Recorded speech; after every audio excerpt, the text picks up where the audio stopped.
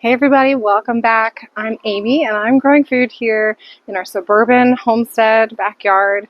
And we're in Ontario, Canada, zones 5B or 6A, depending on which map you look at. With climate change, some of the zones are shifting to a little warmer. One of the things that I do to try to make money and also to just spread what knowledge I have to others who want to grow food is to give talks at local gatherings, horticultural societies, CD Saturdays, that kind of thing. And at a CD Saturday recently, I gave a talk and I got a few questions about growing strawberries. And it got me thinking, there's actually a lot about strawberries that I've learned over the years that I think beginner gardeners especially may not know yet. And even if you've been growing strawberries for a while in like a non-agricultural setting, there's probably some tips here that I can share that might make your strawberry growing journey a little bit easier. I have to do a little maintenance on my strawberry patch anyway, so I thought I would bring you along and we can chat a bit about growing strawberries while I work. Okay, wait, my first hot tip that I want to share with you actually has nothing to do with what I'm going to be doing in my strawberry bed, so I'm just going to share it first. And that first hot tip is to know your strawberry varieties. Know what you're growing or what you want to grow. There are two main categories, although now there's tons of other types of strawberry plant that home gardeners are growing, but the main categories are June-bearing or everbearing / summer-bearing. June-bearing strawberries are usually the kind that you see in grocery stores or in markets. They're the big, plump, juicy berries. They are designed to put on a huge flush of really big berries for just 3 weeks, just a short window every year. And that's why they're called June-bearing. They'll usually bear all of that fruit within the month of June. And then summer-bearing or everbearing strawberries are the kind that will produce fruit through a few flushes in a growing season. Usually there's still like a nice early spring flush of fruit, and then you get one later in the summer and then again in the fall. And those strawberries are going to be a little bit smaller. So if I want to make a ton of jam, for instance, and I want to make my harvesting life easier, I'll grow June-bearing. However, if I want to be able to snack throughout the growing season, obviously I'm going to go with an everbearing because I'll have access to fresh strawberries more throughout the season. And in my bed behind me right here, I've got a mix, which in hindsight, I wouldn't do that again. I did it because I just got a bunch of bare root plants from various sources. Most of them were free when we moved into this place. And I just put them all into one spot. And the maintenance of them can be slightly different. With June-bearing strawberries, you can just mow them down. And it makes for slightly easier maintenance, really. We're going to be making some changes to where the strawberries are growing next year, I think. We're just going to put in a couple more beds and then see where we can put them. Okay, let's get down to maintenance. This is our handy dandy predator proofing cage over our strawberries. And Kim made it. She just used scrap material that we had laying around. You could open up each half of it separately. And I just want to show you the area that I worked on yesterday. You can see the plants in here are fairly spaced out. You can see the straw mulch from last year between the plants still. And there's not really much dead debris from last year that's left here. I've been working on cleaning it out. This is what it looked like before I did cleaning up on the other half. There's tons of last year's leaves in here, a bunch of debris. Okay, so the work that I'm doing here is just clearing out all of the old stuff from last year from the strawberry patch, putting it in a bucket to dispose of because I do have some diseases in my strawberry patch, some fungal issues. So that leads me to hot tip number 2, and that is to try to prevent diseases before they get to you. And if you already have some diseases in your strawberries, there are some things that you can do to get rid of them. So common diseases in strawberries, at least in my area, include gray mold and some different leaf spots. And I think one of the more detrimental or frustrating ones is fruit rot diseases. There's different like fungi and stuff that cause those. And when I first planted this bed, it was 2022, I think. No, 2023? Goodness, I don't remember. Anyway, it was like a ridiculously wet spring, wet and warm, and then wet and warm summer, and fungal issues just went rampant. And so, I've got them in this bed. And ideally, you're going to plant your strawberries like 18 inches apart, which seems absolutely crazy if you've got a backyard garden and you don't have a huge acreage to pile strawberry plants in. You try to get the most bang for your buck out of spacing plants closely together. And that's what I typically do in the garden. I am usually like the queen of high intensity planting. I push limits on how close together things can go. But then airflow is always the one consideration that will stop me from doing that. If airflow is going to become an issue, like with things like tomatoes and strawberries, I don't push the limits in those areas. Because with certain crops, reduced airflow is like certain death, or you're just begging disease and fungal issues to come and plague your plants. So yeah, strawberries are one of the areas where you really need good airflow. And so if you're planting strawberries for the first time and you have a garden bed that you want to put them in, space them out as much as you can, like 12 to 18 inches apart for those plants, knowing that they are really going to spread. They're going to spread readily. They're going to send out runners and make a bunch of baby plants that are going to fill in all those spaces. And then they also just get huge. When you get your first little baby strawberry plants, or like bare root strawberry plants, it's hard to imagine just how big they're going to get. But, these things can be 12 inches across easily when they're big. This is kind of hard to see what I'm getting in here, but there's lots of gloopy old leaves, and that is a hotbed. Like, these are slimy, kind of fuzzy leaves. That's a hotbed for the diseases that are plaguing my strawberries.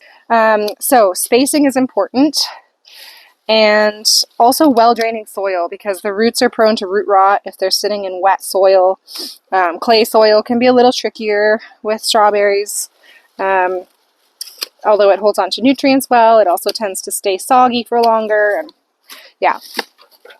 You can also use straw mulch. In fact, straw mulch is recommended around strawberries. And the rumor goes that's why they're called strawberries, but I don't know if that's true. The practice of putting straw around your strawberries is probably a newer practice than the name of the berry, but who knows? Anyway, that helps to keep the fruit up out of the soil. So then if there's pathogens or fungi in the soil, they're less likely to splash up onto the fruit and then cause that fruit to rot. So that's the main reason why we like to mulch strawberries with straw. Also, so the tip that I give for everybody to keep every kind of vegetable plant safe and healthy is to start with a healthy plant. Feed your strawberries nutritious soil. And strawberries actually do prefer a bit more acidic soil, although they're much more tolerant to a range of pHs. But in my area, the soil is very, very high pH. So I grow blueberries, but I grow them exclusively in pots, in big 25-gallon pots. And I amend that soil heavily with elemental sulfur to bring down the pH for those blueberries. And I have found that the strawberries that I put in with the blueberries are super happy. Their foliage looks healthier, the fruit has done great. And so I think that giving them what they want in terms of soil, obviously it just makes them happier, it strengthens them. And when humans are stronger, have a stronger immune system, we can withstand the pathogens and the viruses that come our way a lot better. And with plants, it's the same. Part of what I'm doing here is just work to maintain the spacing and the airflow, but also getting rid of last year's leaf litter will help us out. A lot of these pathogens will overwinter in the old leaf litter, in like plant debris and in the soil. And that leads me to hot tip number 3 for strawberries, which is rotation planting. Rotation planting is not something I recommend really ever for the backyard food grower, because it's usually about managing the nutrients in your soil. And if you have a certain crop that eats up a ton of a certain nutrient in your soil, then it's best to plant something different there the next year so that you're not just continually sucking that nutrient out of the soil. But that's more for larger scale agriculture. And in the backyard garden, I always at least recommend always adding amendments to your soil. For me, it's in the form of compost, organic matter, just building that soil up every year so you're refreshing it, so you're not worried about a certain crop taking all the nutrients out of the soil. However, crop rotation is also used for disease management, and I'm actually doing it with my tomatoes this year for the first time, because there's a fungal pathogen in one of my old tomato beds that overwinters in the soil, Alternaria collar rot. So I'm moving the tomatoes out of that space. A lot of pathogens, are also airborne. Like if you're in a home garden space that size and scale, these pathogens can just follow your plants. Like they can blow over from the next bed over. So crop rotation to avoid disease doesn't work that well in that sense, unless it's something that is truly only in the soil and it's not going to spread from one bed to the next. But with strawberries, I do recommend a rotation, and it has a little bit to do with keeping your soils disease-free, but it has more to do with managing your production of your plants. So with both June-bearing and everbearing, they are perennials. They are short-lived perennials. Hopefully the chickens aren't too loud. They're short-lived perennials, which means that they will live for like 4 years producing fairly well, and then they either die or they just really reduce production, and eventually they will die. And that's kind of why you see strawberries reproducing so rapidly. If you've ever grown strawberries before, you know how many runners they send up. They're cloning themselves. They're sending out tons of runners to create tons of babies because they know that they are not forever perennials, that they will die and they need to reproduce. And with the way that strawberries work, they have very little production in 1-year-old plants. Very little, if any. You might not get any fruit off of a 1-year-old baby strawberry plant. But then a 2-year-old strawberry plant starts to increase production. You start to get a few strawberries here and there. And a 3-year-old strawberry plant gives you the most production. You get the highest yield of strawberries out of a 3-year-old strawberry plant. And then year 4, they start to dwindle a little bit. You can still usually get fairly good production if they're healthy plants, but that's when they start to dwindle. And then they're done. And then you're best just to remove those plants from your garden and start fresh. And so ideally, in an ideal scenario, you can have at least 3, maybe 4 strawberry beds on the go. You can have just pots too, like 3 or 4 largish pots, and you rotate year after year. So this year, if you're getting strawberries fresh for the first time, you'd put them in a pot and you'd let them grow, and then they're going to send out a bunch of baby plants, a bunch of runners. And then once those runners are rooted, you can transplant those into the next pot, and that's your year 2 pot. And then you do the same thing the following year from that year 2 pot. When they send out a bunch of babies, or whichever plants send out a bunch of baby plants, you put those into your year 3 pot. And at that point, the first pot that you were growing in, or the first bed that you were growing in, those are 3-year-old plants, and they're producing heavily. You can keep those runners out of their space, right? You cut them out, you remove them, you transplant them somewhere else, and then it doesn't become overcrowded in that first bed or that first pot. And then the next year, that second pot is the one that's high productivity, and the first one is going to be pretty much done. So you can rip those out and use that as the next cycle for like the new round of babies. And you keep that going. That gives you the best yield, best production, and it also is a way to manage your strawberry beds to keep the soil fresh. I mean, if I kept my strawberries in the same bed all the time, then I wouldn't be able to properly amend the soil. In fact, I came in here last year and I had to dig all these strawberry plants up, sorted through them, tried to find ones that were like approximately 2 or 3 years old, and I added a ton of compost to this bed because it needed to be amended. Now, it's because this was my only strawberry bed, and so I'm trying to do this juggle all in the same space. I'm limited on space. This is the route that I chose to take, but I'm realizing now just how much easier it will be if I have multiple beds for strawberries. So that's the plan going forward. We are planning 2 more raised beds in the backyard area, at least probably this fall, and money dependent. And those I'm thinking are going to end up being strawberry beds for rotating through. It's really important to me to grow strawberries because they are pretty high on the dirty dozen list, which is just a list of vegetables that are ranked by how much residual pesticides are on them when you buy them from the store when they're grown conventionally. Spinach is another one on that list. So these are plants that I want to dedicate a lot of space to, and also they're delicious. My kids love them. We can't get enough of them, and buying berries for kids will really hurt the pocketbook. Berries are expensive and kids can just inhale them.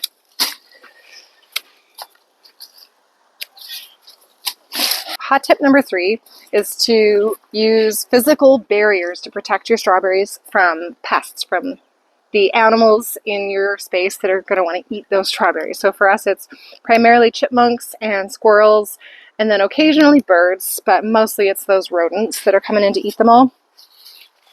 Now, I have tried a lot of different tactics over the many years that I've grown strawberries in different spaces. One of my least favorite, just because of the amount of effort that it took to try, and then it just doesn't work for me, was to paint little stones to look like strawberries.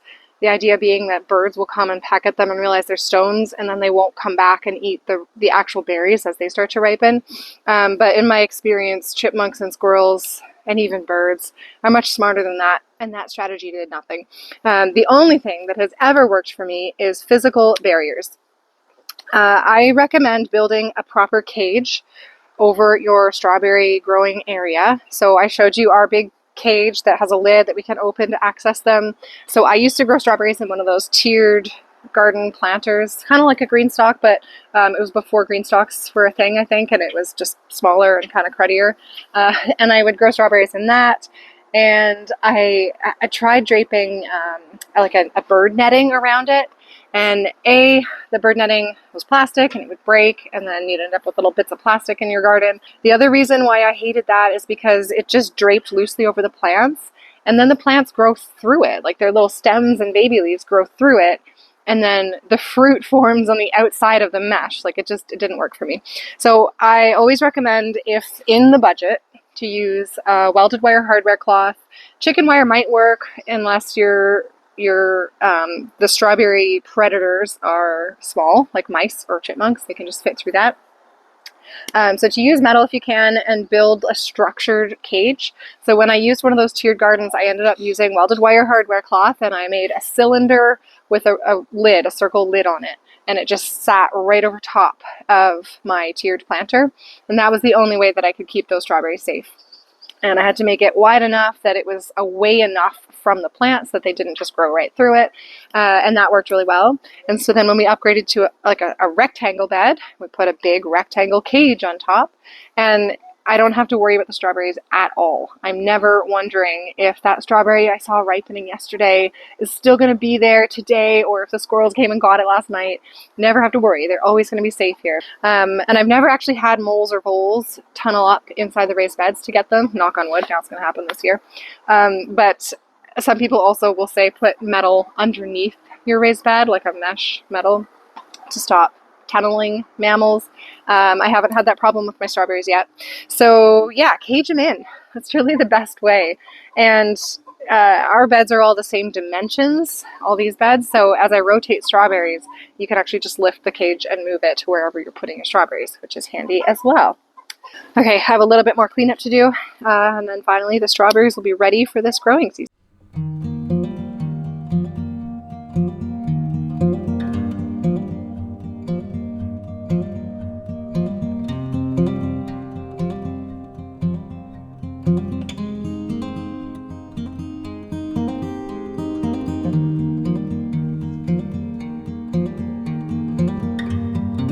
All right, strawberry patch is all cleaned up. Hopefully I've managed to pull enough of that diseased material out of this bed that the strawberry plants are going to have a fighting chance against any fungal pathogens, anything that comes in here to try to rot my berries. And if you want to grow your own strawberries, because they're stinking expensive, they never taste as good store-bought as if they're homegrown, like leagues of difference in flavor, and or because they're on the Dirty Dozen list and they just are coated with pesticides when grown conventionally and really hard to get clean, then I totally encourage you to try growing them. Just keep that in mind, that there's typically this 3-year cycle. You might want to have 3 strawberry patches to make your life so much easier, to keep it organized. Keep good airflow. Don't worry when you're buying strawberries for the first time that you need to fill the space with strawberries, because they will reproduce like wild. And so just, get the bare minimum that you need to put in a space and you're off to the races. Now, you can get fresh berries off of brand new plants. If you go to the garden center and you buy a couple strawberry plants, you can totally get berries off of those, because those are usually like 2-year-old plants. When you buy bare root, those are also typically like overwintered, so they would have been last year's growth, like a new baby plant that was started last summer, and then it's bare root now because it's dormant. So when you plant it this spring, it's going to be a 2-year-old plant. So you will get strawberries off of even bare root plants that are brand new for you this year. It's just when you're propagating your own and a little baby plant grows this year, that plant is not going to give you strawberries until next year. If you're using those like tiered planters, like a green stalk, for instance, those can totally work, and you can still help them to propagate their little babies that come off of the runners by just nestling a little pot of soil next to the plant in its little compartment in those tiers, and let that baby plant propagate and send out roots in that little pot. And then once it's all rooted and growing, you can snip the runner, and then you've got something to fill your next tiered planter for next year, or put it wherever you want it. So you can still definitely rotate through your strawberry plants and harvest the babies for planting the next year in any kind of container. Just watch your plants, watch them grow. See which plants are sending out babies this year and which ones are old plants. Number one priority, I think, though, should be keeping good airflow and also protecting them from the other animals that want to eat them, because strawberries are a hot commodity in any garden. Strawberries, raspberries, tomatoes, all those brightly colored, juicy things, that's what you're going to be fighting other critters for the most. And so really focus there on, I think, physical barriers are the best method to use.